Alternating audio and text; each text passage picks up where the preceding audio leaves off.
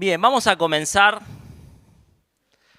leyendo este pasaje que está en Jeremías, está en la pantalla, no hace falta que lo busquen. Jeremías capítulo 11, versículo 4 al 5. Recuerden, Jeremías es un profeta que profetizó en Judá antes del exilio. La clase pasada llegamos a ver hasta el exilio y que en determinado momento se da un decreto por la soberanía de Dios para que el pueblo vuelva del exilio. Jeremías profetizó antes del exilio y durante el primer tiempo del exilio. Y él profetizó que si el pueblo fallaba al pacto, iba a ser desterrado, que la condición para permanecer en el pacto con Dios, que constituía la tierra, el pueblo y la bendición universal, estaba estrechamente ligado a la obediencia, fundamentalmente por lo que se dice en el pacto sinaítico, ¿verdad? En el pacto de Moisés. Y fíjense lo que dice Jeremías. Oigan las palabras de este pacto, oigan mi voz y cumplan con mis palabras. Cíñanse a todo lo que les mando. Quien está hablando claramente es Dios por boca de Jeremías. Cíñanse a todo lo que les mando. Entonces, y solo entonces, ustedes serán mi pueblo y yo seré su Dios. Así confirmaré el juramento que les hice a sus padres y que vuelvo a hacerles hoy, de darles la tierra donde fluye leche y miel. Si hay algo que nos deja en claro el pacto abrámico es que estas promesas que Dios da a su pueblo son de cumplimiento incondicional, aunque no tal vez como el pueblo en su momento lo entendía. Si hay algo que nos queda en claro de ver el pacto que Dios hace con Moisés en el Sinaí, es que la permanencia del pueblo como pueblo de Dios, del pueblo de Israel particularmente como pueblo de Dios, y su estadía en la tierra estaba ligada y dependía de su obediencia y de su fidelidad a los estatutos de Dios, a las leyes de Dios y al pacto con Dios. Por lo tanto, ¿qué ocurre luego de lo que vemos en el libro de los Reyes y de lo que vemos en el libro de las Crónicas? El pueblo no es fiel al pacto y lo que profetizó Jeremías se cumple. Si la permanencia en la tierra donde fluye leche y miel estaba ligada a la obediencia, la consecuencia de la desobediencia del pueblo es que fueran expatriados, que fueran exiliados de esa tierra. Y hasta ahí llegamos con la historia esta, ¿verdad? Y hoy vamos a estar viendo lo último que el Antiguo Testamento nos narra acerca de la historia de Israel. Lo último que el Antiguo Testamento nos narra acerca de la historia de Israel antes del Nuevo Testamento. Y atención, porque nos queda mucho por ver, muchos libros, estamos a la mitad del año recién, nos quedan ver un montón de cosas. Pero todo lo que veamos en los libros que vamos a ver a continuación ocurre antes de los últimos sucesos que vamos a ver hoy. Ya sea en los libros poéticos, durante el reinado de David, durante el reinado de Salomón, el libro de Job, que es tal vez el libro más antiguo escrito en la Biblia, y es muy anterior incluso a que se establezca la monarquía, es de la época de los patriarcas, y vamos a ver los profetas que profetizaron en su mayoría durante la época de los reyes, como vimos en el libro de Reyes, y vamos a llegar hasta Malaquías, que es el último y más tardío de los profetas, que va a ser contemporáneo a la historia que vamos a estar viendo el domingo que viene, la historia de Nehemías. Entonces, Esdras-Nehemías constituye el final de la historia del pueblo de Israel en el Antiguo Testamento. A partir de ahí se entra en una meseta de 4 siglos en los que no hay actividad profética conocida y esperando la venida del Mesías. Por lo tanto, algunas cosas para empezar a hablar acerca de este libro. En primer lugar, posiblemente Esdras y Nehemías lo deberíamos haber abordado en una misma clase, porque inicialmente eran un solo libro. Pero como tiene bastante riqueza, creo que está bien que lo veamos en 2 clases para prestarle atención minuciosa y sin ser muy largos a lo que cada uno de estos libros dice. Pero originalmente eran un solo libro. Recién a partir de la época medieval, fin de la época medieval, siglo XV más o menos, y en el contexto cristiano, se dividen estos 2 libros, este libro como si fueran 2 en las Biblias. Pero originalmente en la Biblia hebrea era un solo libro. El autor, ¿quién es el autor? No sabemos quién es el autor, pero hay un consenso casi generalizado de que aquel al que llamamos cronista es el autor de Esdras y Nehemías, es decir, el mismo autor del libro de las Crónicas. Constituyen una unidad, Crónicas y Nehemías, Crónicas, Esdras y Nehemías, se narra una misma historia y hay un mismo estilo, una misma mano una misma pluma allí presente. Muchas veces se ha creído que el autor era Esdras del libro de los Esdras. Sin embargo, no hay razones de peso para creer eso. La tradición judía atribuía el libro de Esdras a Esdras, pero realmente no hay muchas razones para que podamos afirmar eso. Es cierto que hay grandes secciones en el libro de Esdras, o no muy grandes, pero hay secciones en las cuales Esdras habla en primera persona. También en Nehemías vamos a ver que Nehemías habla en primera persona. Si originalmente era un libro y nos basáramos en esas primeras personas para decir este es el autor del libro, bueno, ¿quién fue? ¿Esdras o Nehemías? Bueno, algunos dirán Esdras y Nehemías le dio el toque final. Bueno, no es imposible, pero no es suficiente para argumentar que ellos son los autores del libro. ¿Por qué? Porque en realidad lo que se está haciendo ahí es agarrar escritos de Esdras y de Nehemías, memorias de Esdras y de Nehemías, es decir, como si fueran una especie de relatos autobiográficos, y se están introduciendo en ese libro, en la edición final de ese libro. Entonces, no se puede datar con precisión, no se le puede dar una fecha muy precisa a este libro. ¿Por qué? Porque si no sabemos quién lo escribió, es difícil saber en qué momento se escribió. Pero posiblemente no haya sido mucho tiempo después de los hechos narrados, más o menos por el año 400 a.C. Al igual que dijimos en el libro de Samuel, y también se repite esto en Crónicas, es una obra historiográfica. Es decir, narra una historia, pero producto de la investigación de un historiador que es profesional, que utiliza fuentes y que cita sus fuentes. Y Esdras es un ejemplo, o tal vez el mayor ejemplo, de la Biblia respecto a este género literario, porque cita explícitamente y textualmente las fuentes que utiliza. ¿Cuáles son esas fuentes? Listas de inventarios del templo. Aquellos que lo leyeron sabrán que cuando se retorna de Babilonia se enumeran los mobiliarios del templo que son retornados a Jerusalén. Hay listas de personas y de familias. Hay cartas oficiales, cartas que se mandan entre los funcionarios del imperio medo-persa de entonces y están citadas textualmente e incluso están citadas en algunos momentos, por ejemplo, el decreto de Ciro en el idioma original de Babilonia, en el caldeo. Como si hoy en día citáramos un documento oficial de la Casa Blanca y lo pusiéramos en inglés, tal como está escrito en su idioma original. Bueno, eso vemos que ocurre en Crónicas. Vemos que otras fuentes que utiliza el autor o los autores de Crónicas son, como decíamos recién, las memorias de Esdras y de Nehemías, relatos autobiográficos de cómo ellos experimentaron los sucesos tajantes al retorno de los judíos a Jerusalén. Entonces hay muchas fuentes allí citadas y me gusta en las traducciones modernas, por ejemplo en la Nueva Versión Internacional, cuando uno lee estas fuentes, por ejemplo las cartas oficiales, aparecen con un margen, tal como cuando hoy lee uno un libro y hay citado a algún autor que se pone con otra sangría para que se note que es una cita. Bueno, muchas versiones modernas como la NBI hacen eso y me parece que es bastante interesante para la lectura porque se puede percibir claramente, acá se está citando algo, acá el autor está citando a una fuente. Y este libro nos está relatando claramente un periodo de transición. ¿Transición entre qué? Entre la esclavitud babilónica, el exilio babilónico y el retorno a la tierra y el nacimiento de lo que vamos a conocer como el judaísmo del segundo templo, que es el judaísmo en el cual Jesús nació.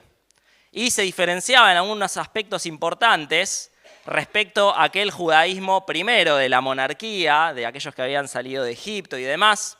Y vamos a ver que el libro tiene una función primordial en establecer ese nuevo judaísmo, si se quiere, esa nueva idiosincrasia judía que está caracterizada por algunos rasgos que vamos a ver en un ratito. Y me gustaría, y porque nos va a ser útil para hoy y para el domingo que viene, que vamos a ver a Nehemías, que repasemos un poco los hechos históricos hasta acá, para que más o menos podamos organizar nuestra mente. Más o menos en el año 1000 reina David, el primer gran rey. Después su hijo Salomón en el año 966. Y allí no lo puse, pero en el año 931 es cuando asume el reinado Roboam. Jeroboam se rebela y se produce, ¿qué cosa? La división, ¿verdad? Ah, sí lo puse, 931 cisma, bien.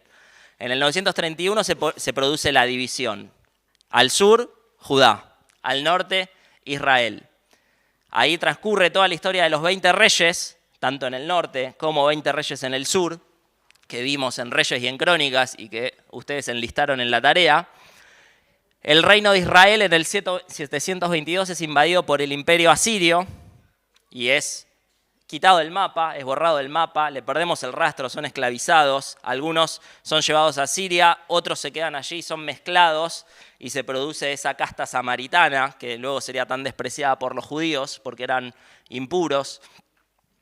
Y en el sur, al cabo de los 20 reyes, lo que ocurre es que Babilonia, más o menos en el año 610, va a conquistar a Siria, que era la potencia mesopotámica de entonces, y lo que va a hacer luego es conquistar a Judá.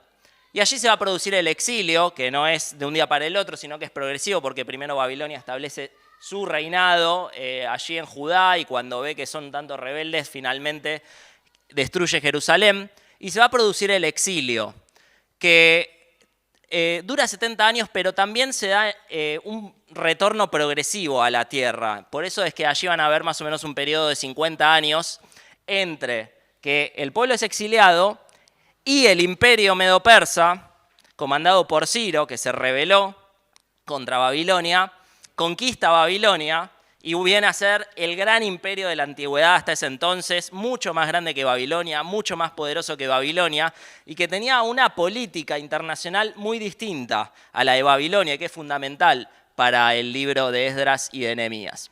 Entonces, en el año 539, este rey Ciro el Grande va a dictaminar su edicto, que ya leímos el otro día al final de Crónicas, que vamos a releer hoy al principio de Esdras, en el cual manda a los judíos a que vuelvan a Israel, a que vuelvan a la tierra de Judá. Algo importante, quienes vuelven son el reino de Judá, la tribu de Judá y de Benjamín. Las 10 tribus del norte desaparecieron del mapa, les perdemos el rastro. Cuando hoy hablamos de judíos, son descendientes del reino del sur, de Judá.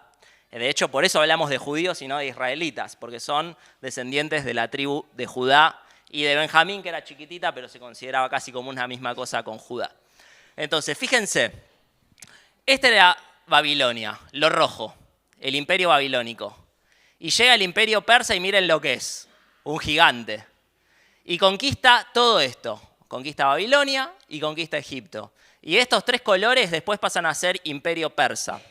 Y el imperio persa se dividía en satrapías, en provincias, que tenían cierta autonomía, se podían manejar de una forma ciertamente autónoma, pero tenían que rendir pleitesía al trono persa, en este caso a Ciro, que fue su primer gran rey.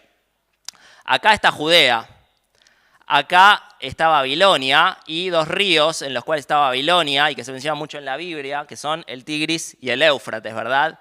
Entre el Tigris y esta parte de acá, el río Nilo, vamos a decir, está acá está el mar Mediterráneo, que es lo que Dios le había prometido a Abraham, se produce toda una gran región que se la suele llamar y se menciona en el libro de Esdras, más allá del río. ¿De qué río? Del Éufrates.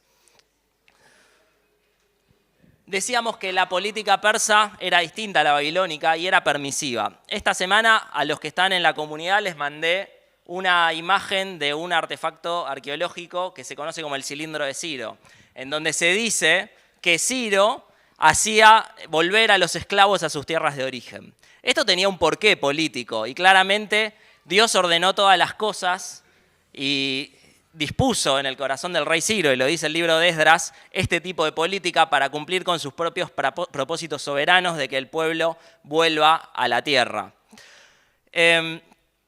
¿Por qué Ciro hacía volver a los esclavos a sus tierras de origen? Porque nadie iba a defender mejor una tierra que aquellos que habían nacido en esa tierra, aquellos que amaban y se sentían pertenecientes a esa tierra. ¿Por qué otra razón lo iba a hacer?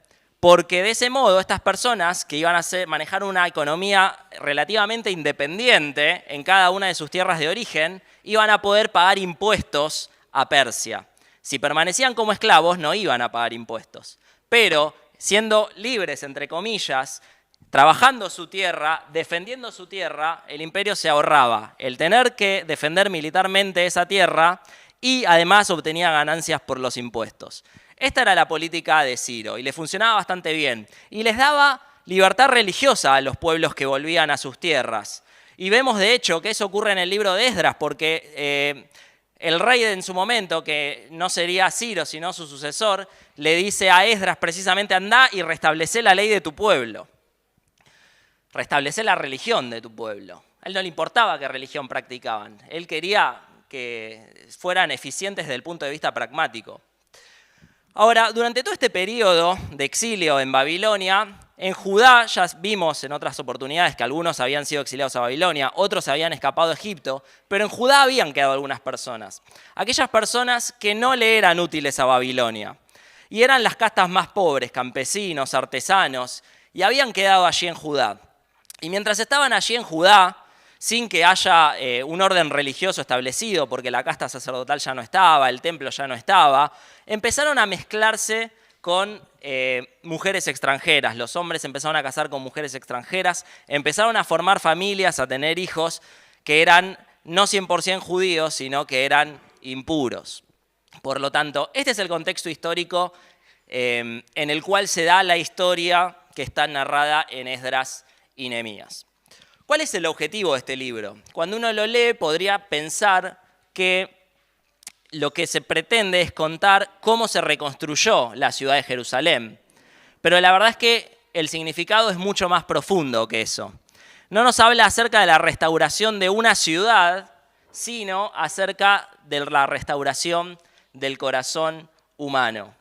Jeremías, en el capítulo 31, famoso pasaje, habla de que finalmente Dios pondría su ley en el corazón de su pueblo para que el pueblo voluntariamente y por amor a Dios cumpliera y fuera obediente a los mandatos de Dios.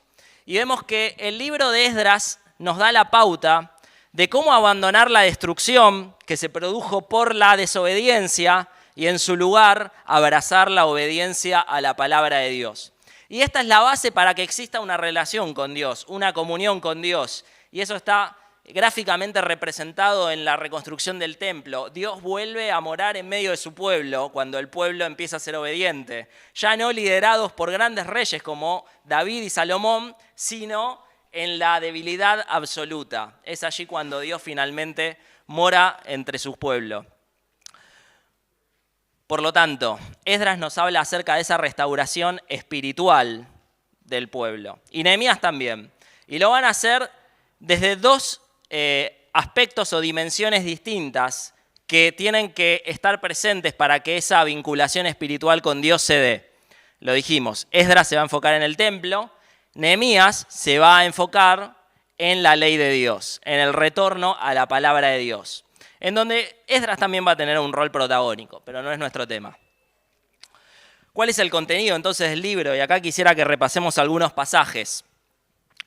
Lo podemos dividir fundamentalmente en dos olas de retorno, dos distintas corrientes de retorno de exiliados al reino de Judá, a la tierra de Judá.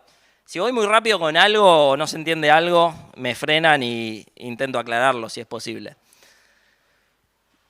Entonces, el libro lo podemos dividir en las dos corrientes de retorno que hubo tras el edicto de Ciro.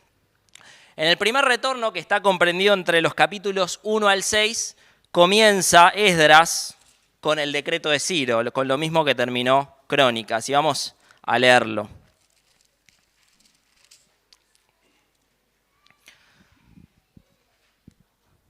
Versículos 1 al 4 dice, capítulo 1, versículos 1 al 4. En el primer año de Ciro, rey de Persia, para que se cumpliese la palabra de Jehová por boca de Jeremías, fíjense, despertó Jehová el espíritu de Ciro, rey de Persia, el cual hizo pregonar de palabra y también por escrito por todo su reino diciendo, así ha dicho Ciro, rey de Persia, Jehová, el Dios de los cielos, me ha dado todos los reinos de la tierra y me ha mandado que le edifique casa en Jerusalén, que está en Judá. Quien haya entre vosotros de su pueblo, sea Dios con él, y suba a Jerusalén, que está en Judá, y edifique la casa a Jehová, Dios de Israel. Él es el Dios, la cual está en Jerusalén. Y a todo el que haya quedado en cualquier lugar donde more, ayúdenle los hombres de su lugar con plata, oro, bienes y ganados, además de ofrendas voluntarias para la casa de Dios, la cual está en Jerusalén. Es increíble que estas palabras vienen de un Dios pagano, pero la clave está en lo que dice el versículo 1, que Jehová despertó el espíritu de Ciro, el rey de Persia. El autor está queriendo dejar en claro que todo esto no tiene que ver con la propia voluntad del rey Ciro. Todo esto tiene que ver con Dios, con un Dios que es soberano y que actúa providencialmente para que sus propósitos finalmente se cumplan. Y lo venimos diciendo en muchos libros, la soberanía de Dios se ve constantemente en la Biblia y en el Antiguo Testamento. La providencia de Dios, que es Dios utilizando los medios a su disposición, que son básicamente todos, para llevar a cabo su voluntad, están presentes en todo el Antiguo Testamento. Y allí vemos que Dios organiza toda la situación geopolítica internacional para que su voluntad se cumpla, que el pueblo de Israel o el pueblo de Judá vuelva a la tierra que Él les había prometido. Entonces, allí tenemos en primer lugar el decreto de Ciro. Y después lo que se va a narrar es el retorno precisamente y la restauración del altar y del culto cuando llegan allí a la tierra. Vamos a leer primero el capítulo 2, versículo 1 al 2. Dice: estos son los hijos de la provincia que subieron del cautiverio, de aquellos que Nabucodonosor, rey de Babilonia, había llevado cautivos a Babilonia y que volvieron a Jerusalén y a Judá, cada uno a su ciudad, los cuales vinieron con Zorobabel y Jesúa. Estos dos van a ser protagonistas: Nehemías, Seraías, Relaías, Mardoqueo, etc. Y menciona a una serie de líderes que retornaron, de los cuales los que se van a destacar son precisamente Zorobabel y Jesúa. En el capítulo 1 mencionó que el retorno iba a estar comandado por uno que se llamaba Sesbazar. Y la pregunta es: ¿quién es Sesbazar? ¿De dónde salió Sesbazar? Y la respuesta es: no tenemos ni idea. Se menciona allí Sesbazar, después no se lo vuelve a mencionar. ¿Hay posible alguna correlación con un nombre parecido que aparece en alguna de las genealogías de Crónicas? Pero no sabemos quién es Sesbazar. Algunos han dicho que Sesbazar y Zorobabel son la misma persona, precisamente porque en el capítulo 1 dice que Sesbazar comandaba el retorno y en el capítulo 2 que era Zorobabel. Sin embargo, tampoco hay mucho argumento para sostener eso. Lo más probable es que fueran muchas personas las que retornaron y que tenían distintas funciones en el liderazgo del pueblo. Pero al que vamos a ver que más se menciona es a Zorobabel en primer lugar y a Jesúa en segundo lugar. Y vamos entonces a la parte donde se restaura el templo, capítulo 3, versículos 1 al 6, la restauración del altar, que era el lugar del templo en donde se ofrecerían sacrificios. ¿Sacrificios por qué? Por los pecados.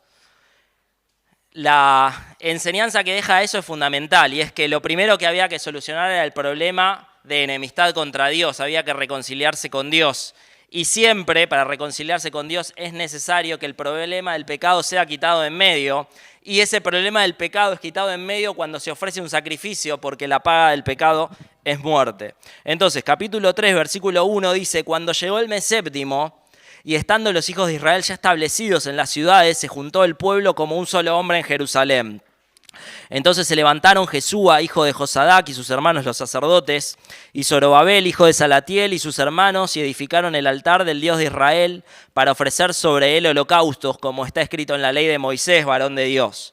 Y colocaron el altar sobre su base, porque tenían miedo de los pueblos de las tierras, y ofrecieron sobre él holocaustos a Jehová, holocaustos por la mañana y por la tarde. Celebraron asimismo la fiesta solemne de los tabernáculos, como está escrito, y holocaustos cada día por orden conforme al rito, cada cosa en su día.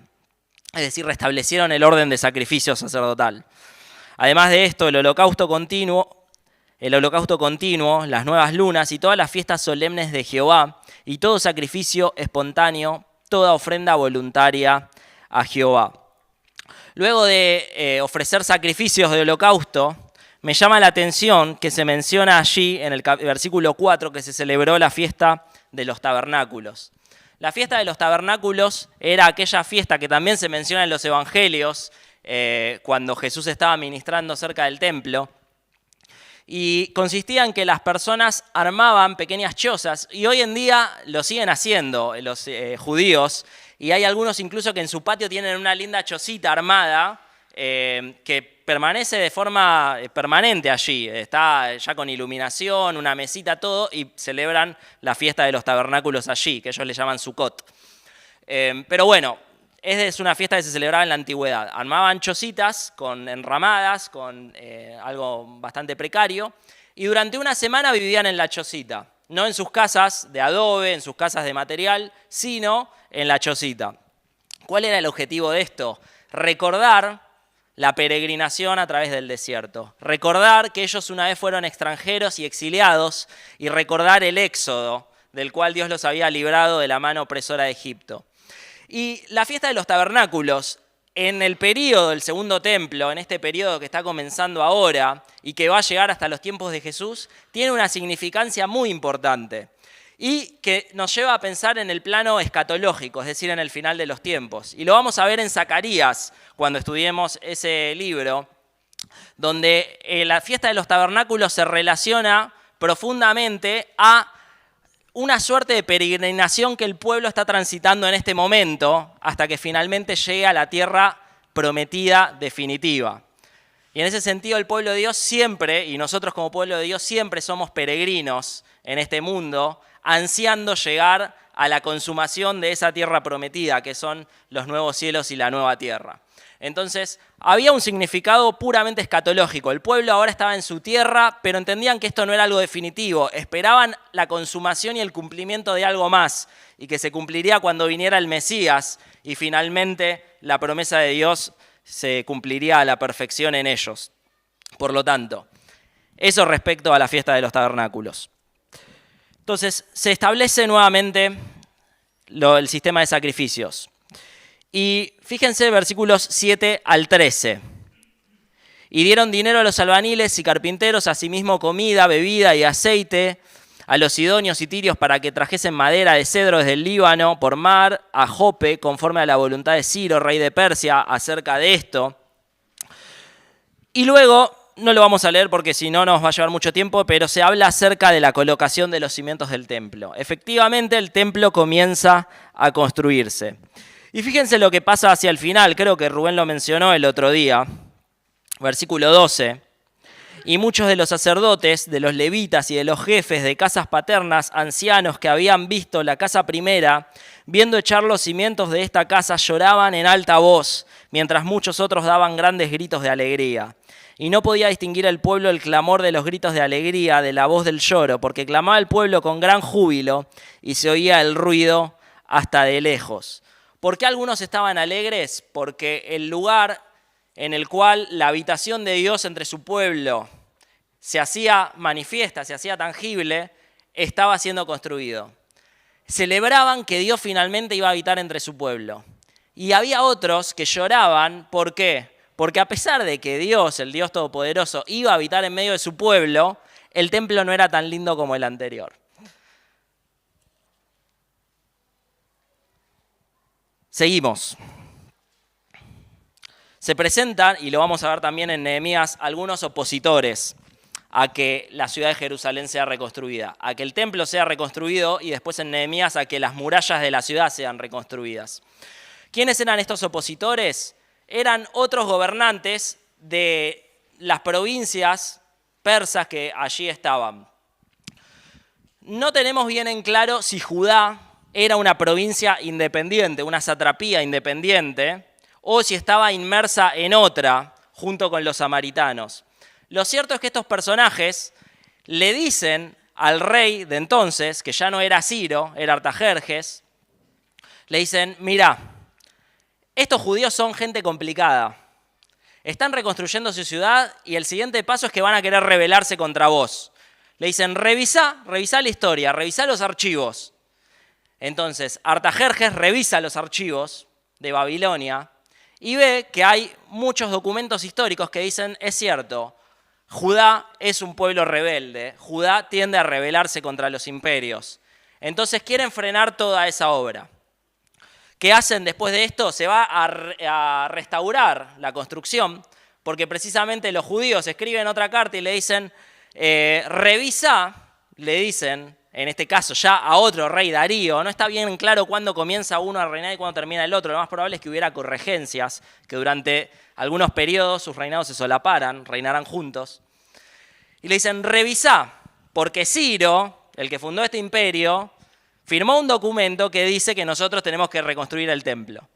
¿Qué hace Darío? Revisa los archivos, encuentra el decreto de Ciro y dice, es verdad, Ciro dijo que tienen que reconstruir el templo. Así que no molesten más, esta gente va a reconstruir su templo.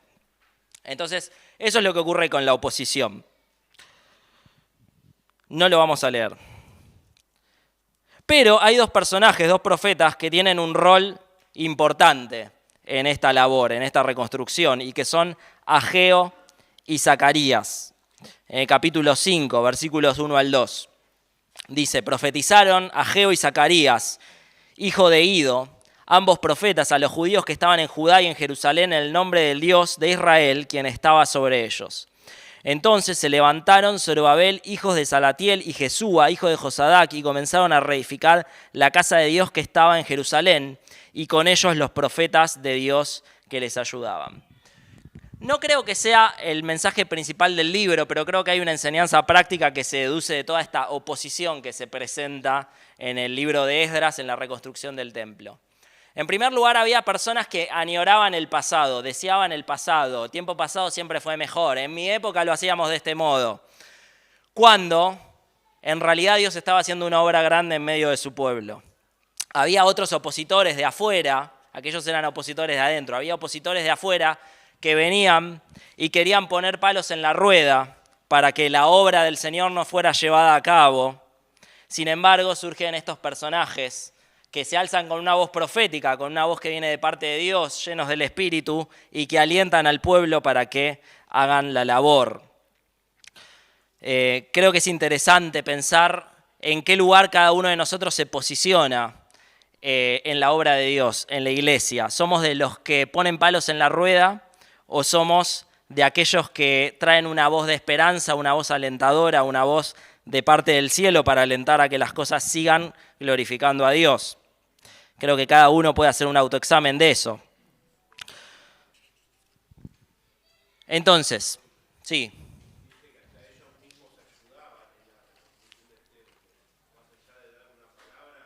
También trabajaban, exacto. Bien, segundo retorno entonces, capítulos 7 al 10. Una segunda olada de judíos iban a volver de Babilonia, era Babilonia, que estaba bajo dominio persa, porque la ciudad se siguió llamando del mismo modo. Y acá aparece este rey Artajerjes. El rey Artajerjes autoriza a Esdras a viajar a Jerusalén. Se describe Esdras como un escriba y como un sacerdote. Vamos a leer capítulo 7, versículos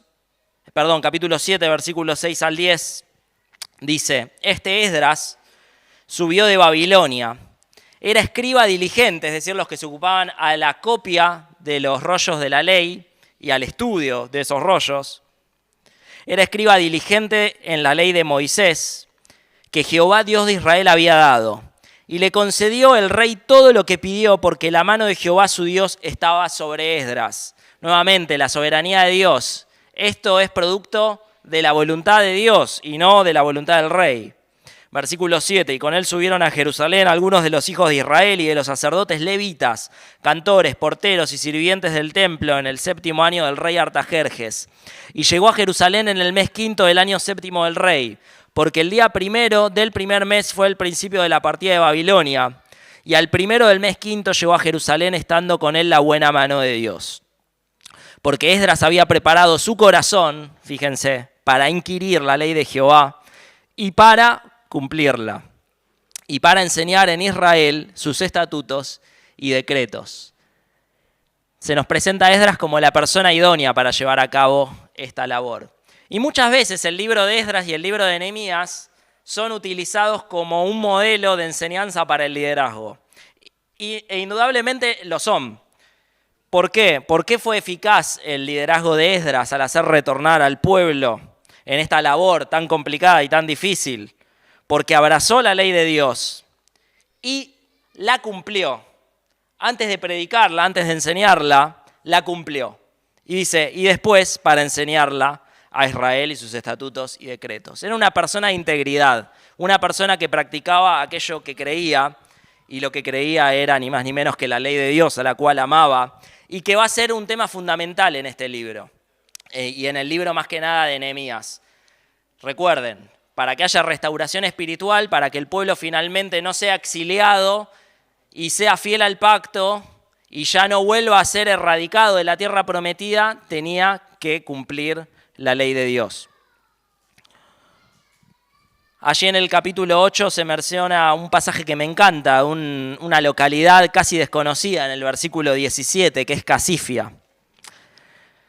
Dice, y los envié a Ido, jefe en el lugar llamado Casifia, y puse en boca de ellos las palabras que habían de hablar a Ido y a sus hermanos, los sirvientes del templo, en el lugar llamado Casifia, para que nos trajesen ministros para la casa de nuestro Dios. Había un problema, les estaban faltando levitas, personas que pudieran oficiar sacrificios según el orden mosaico establecido en la ley. Y se dan cuenta que en el pueblo que estaba retornando no había levitas. ¿Dónde están los levitas? ¿Dónde están los siervos de Dios? ¿Dónde están los ministros? Y Dios había preservado a los levitas en un bastión ministerial, si se quiere, llamado Casifia. Una aldea en donde estaban allí todos ellos, había una escuela sacerdotal. Y se llaman, vengan, necesitamos ministros, este es el momento de actuar, es el momento de obrar. Tanto tiempo estuvieron ahí sin poder ofrecer sacrificios, este es el momento de que vengan a ministrar en el templo. Era como una especie de instituto bíblico, de seminario, donde las personas se estaban preparando y finalmente ahora iban a poner manos a la obra. Ahora, cuando Esdras llega a la tierra, se da cuenta de un problema grande, un problema que atentaba contra todo el proyecto de restauración civil y espiritual que se estaba llevando a cabo. Y era el mismo problema viejo del pasado. Así como en la antigüedad, ya en el Pentateuco, se había dicho, no se casen con mujeres extranjeras porque va a ser la perdición del pueblo. Y Salomón se casa con mujeres extranjeras y es la perdición del pueblo. Cuando Esdras llega a Judá, lo que ve es que los que allí estaban se habían casado con mujeres extranjeras. Y dice que se rasga las vestiduras y queda de luto. Vamos a leerlo, capítulo 9, versículo 1 al 4. Dice, acabadas estas cosas, los príncipes vinieron a mí diciendo, el pueblo de Israel y los sacerdotes y levitas no se han separado de los pueblos de las tierras de los cananeos, heteos, fereceos, jebuseos, amonitas, moabitas, egipcios y amorreos, y hacen conforme a sus abominaciones. Sus corazones estaban corrompidos porque se habían mezclado, porque han tomado de las hijas de ellos para sí y para sus hijos, y el linaje santo ha sido mezclado con los pueblos de las tierras, y las manos de los príncipes y de los gobernadores ha sido la primera en cometer este pecado. Cuando oí esto, dice Esdras, rasgué mi vestido y mi manto y arranqué pelo de mi cabeza y de mi barba y me senté angustiado en extremo. Y se me juntaron todos los que temían las palabras del Dios de Israel a causa de la prevaricación de los del cautiverio. Mas yo estuve muy angustiado hasta la hora del sacrificio de la tarde. En los versículos que siguen se va a enfatizar la importancia de la pureza. Si el orden espiritual quería restablecerse y restaurarse, si la relación con Dios quería volver a ponerse en su lugar de comunión con el pueblo, si ellos querían que finalmente la presencia de Dios habite en medio de ellos, en el templo, la pureza y la santidad eran aspectos fundamentales. Tenían que mantenerse puros y estaban haciendo todo lo contrario, estaban haciendo aquello que Dios había prohibido. Y no podían volver a caer en el error del pasado porque sabían lo que eso conllevaba. Venían de 7 décadas de estar exiliados en una tierra extranjera. Por lo tanto, Esdras se da cuenta que hay que tomar cartas en el asunto y va a realizar una reforma que va a terminar de completarse en el libro de Nehemías, pero que ya se nos da un vislumbre acá en este libro. Capítulo 10, versículos 1 al 5, dice, mientras oraba Esdras y hacía confesión llorando y postrándose delante de la casa de Dios, se juntó a él una muy grande multitud de Israel, hombres, mujeres y niños, y lloraba el pueblo amargamente. Entonces respondió Secanías, hijo de Jehiel, de los hijos de Elam, y dijo a Esdras, nosotros hemos pecado contra nuestro Dios, pues tomamos mujeres extranjeras de los pueblos de la tierra. Mas a pesar de esto, aún hay esperanza para Israel. Ahora pues hagamos pacto con nuestro Dios, que despediremos a todas las mujeres y los nacidos de ellas, según el consejo de mi Señor y de los que temen el mandamiento de nuestro Dios, y hágase conforme a la ley. Levántate, porque esta es tu obligación, y nosotros estaremos contigo. Esfuérzate y pon mano a la obra. Entonces se levantó Esdras y juramentó a los príncipes de los sacerdotes y de los levitas y a todo Israel que harían conforme a esto, y ellos juraron. Se toma una decisión drástica porque la situación era drástica. El pueblo, que era bastante pequeñito, no llegaba tal vez a las 200.000 personas en ese entonces, estaba al borde de su perdición nuevamente. Y había que tomar decisiones firmes, decisiones que reformaran de raíz al pueblo. Y en este caso esa decisión fue que los hombres que se habían casado y habían formado familias impuras con mujeres extranjeras debían separarse. Eso vamos a ver que se hace explícitamente en Nehemías, en donde finalmente se dictamina el divorcio de estos hombres. Ahora hay que tener en cuenta algunos aspectos concernientes a esto. En primer lugar, es un hecho histórico único en la Biblia. En ningún lugar Dios va a recomendar eso fundamentalmente. No está enseñando acá el libro de Esdras y Nehemías que una persona que llega a la fe y está en medio de un matrimonio en donde la otra persona no es salva, debiera separarse. De hecho, Pablo, en el contexto del Nuevo Testamento, va a dejar eso bien en claro. Primera a los Corintios capítulo 7, dice que aquellos que están en un matrimonio mixto, por llamarlo de un modo, permanezcan así porque van a ser un canal de bendición hacia su cónyuge. Por lo tanto, no es eso lo que está enseñando Esdras. Este era un momento histórico, vamos a decir, en donde el pueblo estaba experimentando un nuevo comienzo y esta decisión debió tomarse drásticamente, pero no hay acá ni una apología a la xenofobia, ni hay una apología al divorcio de matrimonios mixtos. Simplemente un suceso histórico que así lo ameritó. Entonces, queda allí Esdras y parece quedar un poco incompleto, y eso es precisamente porque el libro completo se culmina con Nehemías. Pero eso lo vamos a ver el domingo que viene. Hasta allí llegamos. El pueblo había caído en el pecado y ese pecado debía ser quitado de en medio para que la restauración finalmente ocurra. ¿Cuál es el tema central de este libro? Bueno, ya dijimos que su objetivo es hablar acerca de la restauración del corazón del pueblo, de la restitución de la relación con Dios para que finalmente Dios habite en medio de ellos. Y esto no debiera estar acá. Bien. Y un rol fundamental en todo esto la juega el templo. El templo. ¿Por qué el templo?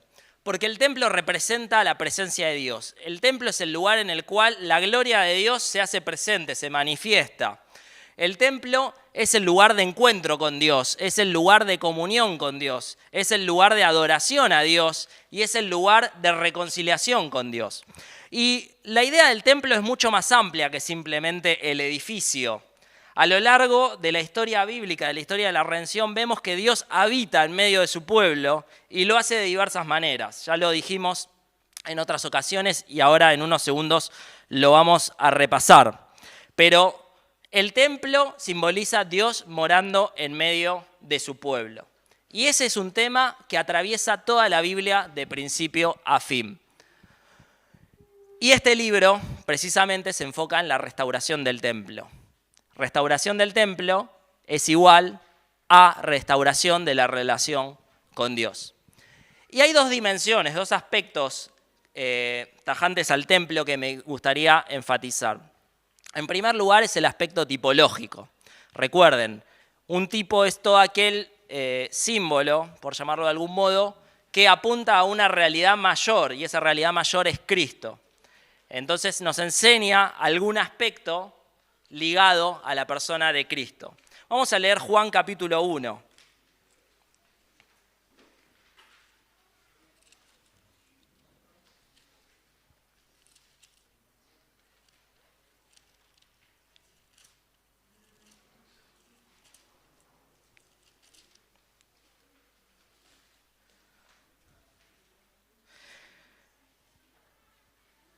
versículo 14, dice: y aquel verbo, el Hijo de Dios, ¿no? Jesús, fue hecho carne y habitó entre nosotros. Y vimos su gloria, gloria como del unigénito del Padre, lleno de gracia y de verdad. El templo apunta a Cristo y es un tipo de Cristo.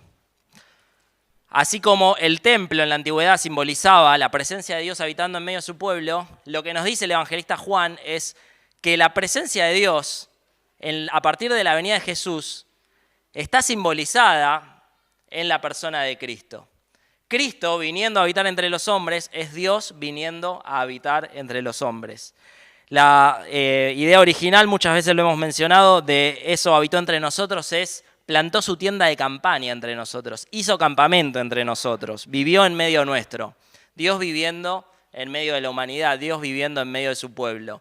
Y en Juan capítulo 2, Jesús mismo se relaciona a sí mismo con el templo. Fíjense, versículo 19, dice: respondió Jesús y les dijo: destruid este templo y en 3 días lo levantaré. Dijeron luego los judíos: en 46 años fue edificado este templo, ¿y tú en 3 días lo levantarás? Mas él hablaba del templo de su cuerpo. Por tanto, cuando resucitó de entre los muertos, sus discípulos se acordaron que había dicho esto y creyeron la Escritura y la palabra que Jesús había dicho. Cristo es el templo por excelencia, porque en él habita Dios, porque él es la manifestación de Dios habitando en medio de su pueblo. Y hay un aspecto escatológico, un aspecto que nos lleva a mirar la consumación del plan redentor de Dios. Y vamos a leer Ezequiel capítulo 43.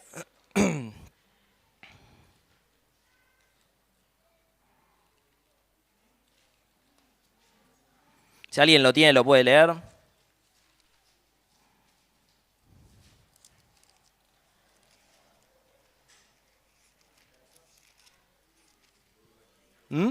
Sí, fuerte y claro.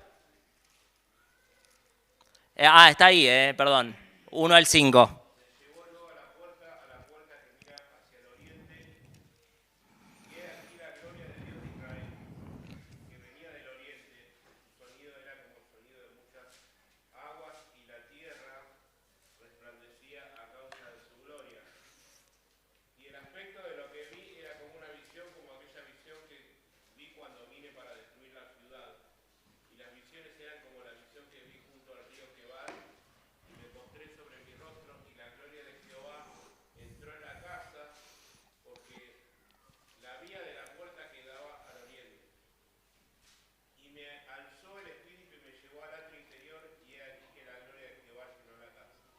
Bien, Ezequiel, capítulos 40 al 48, es decir, la última parte de Ezequiel, son profecías acerca del templo.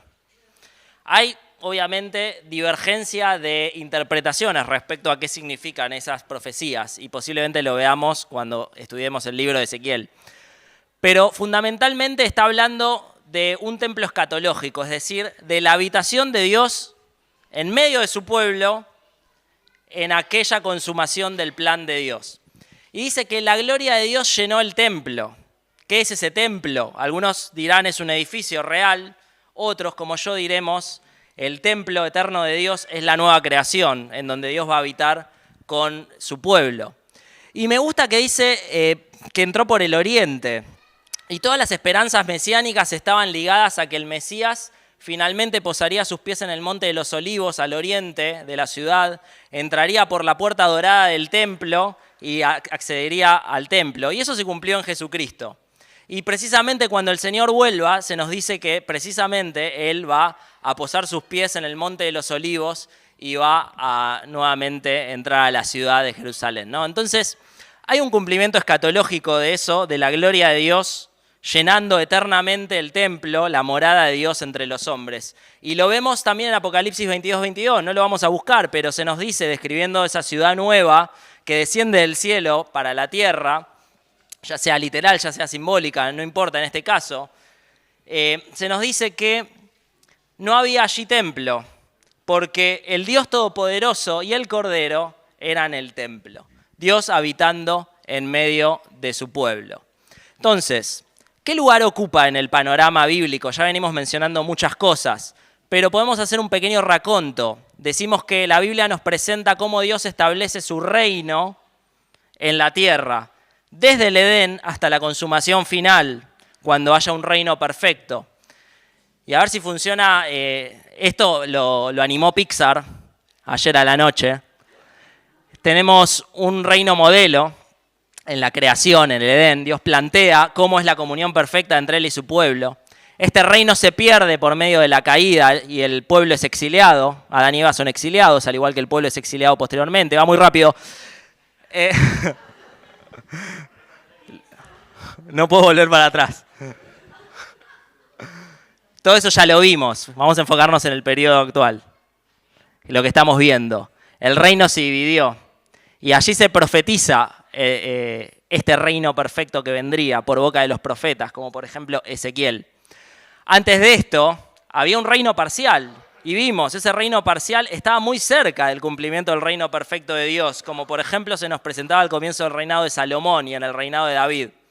Pero ese reino nuevamente se pierde. Se profetiza nuevamente el reino de Dios.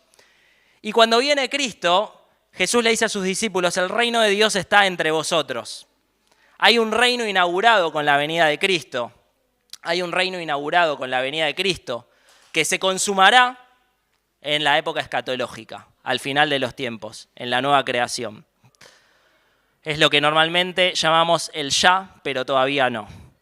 Ya vino el fin de los tiempos, pero todavía no se cumplieron. Ya vino el reino de Dios, pero todavía no se consumó. Y hay en la época actual un reino proclamado, que es por medio de la iglesia. Lo vemos en Hechos de los Apóstoles con la venida del Espíritu Santo. Se comienza a proclamar este reino que ya vino, que ya fue inaugurado, y lo que se proclama es que las personas vivan de acuerdo a ese reino del cual ya forman parte. Porque las personas que se someten a ese rey, que es Jesús, ya son nuevas criaturas y simplemente esperan la consumación de toda la nueva creación, pero esas personas ya viven en el plano de la nueva creación, por lo tanto, deben vivir viviendo vidas como si ya estuvieran en esa realidad. Algunas conclusiones que podemos sacar del libro de Esdras. En primer lugar, la voluntad de Dios es habitar entre la humanidad. Lo dijimos reiteradas veces. Lo vemos en el Edén, lo vemos en el pueblo de Israel, lo vemos en la persona de Jesús y lo vemos en el cumplimiento escatológico de la nueva creación. No puede haber restauración espiritual sin la presencia de Dios, tal como la presencia de Dios era necesaria que llene la gloria del templo allí tras el exilio. No puede haber restauración espiritual si Dios no está en nosotros. Y para el florecimiento espiritual, para vidas que traigan frutos espirituales, es necesaria la santidad. Tal como vimos que hubo que tomar decisiones drásticas y cortar con cosas que eran pecaminosas en el periodo de la restauración posexílica, del mismo modo, cada uno debe examinar su vida en búsqueda de santidad y con la ayuda de Dios cortar con aquellas cosas que están haciendo daño a nuestra comunión con Dios. Jesucristo es el camino para acceder a la presencia de Dios. En la antigüedad, el templo era el lugar donde Dios se manifestaba. En el presente, Dios ha hablado por el medio del Hijo. Podemos ver a Dios cuando vemos al Hijo. El que me ha visto a mí, ha visto al Padre. Jesús es la manifestación gloriosa de Dios en este tiempo. Y el arrepentimiento es el medio para la reconciliación con Dios. Cuando leamos en Nehemías, vamos a ver cómo aquellas personas que habían incurrido en pecado se arrepienten genuinamente de lo que habían hecho y entonces la comunión con Dios es restablecida con el pueblo.